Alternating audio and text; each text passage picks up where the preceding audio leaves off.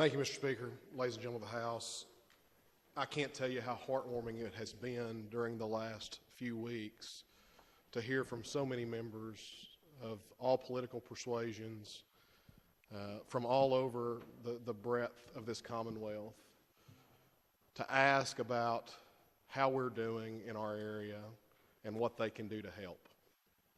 I said a couple of days after that tornado that affected us, during that time period, we saw the worst that nature had to offer. But in the days following, we saw the best that humanity had to give in a time where I think we needed that probably more than we ever have. Because we often think about the divisions in our society, but when we all came together, when people from all over our state came together and from our neighboring states and from all over the country came together in these communities that were affected, we saw the best that our country has to offer and the best that our fellow citizens of this state have to offer. On the night of the tornadoes, we found ourselves in a very similar situation to the gentleman from Christian. We rushed to the basement after a alert on our cell phones.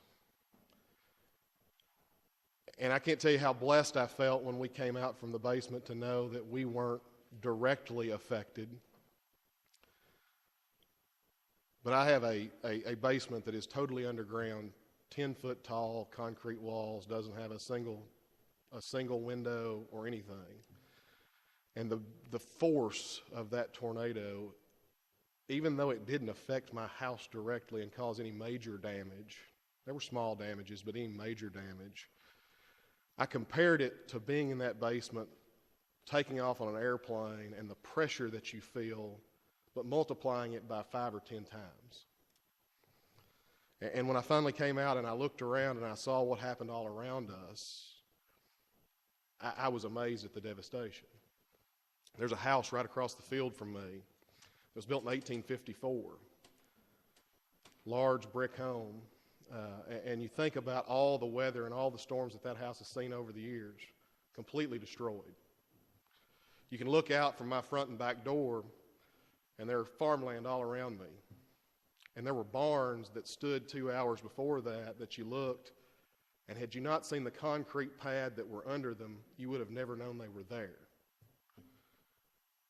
In Warren County, we lost 17 residents of our county. And I'm very thankful and we're very happy that in the part of the district that I represent, we didn't lose any citizens in that part of the district.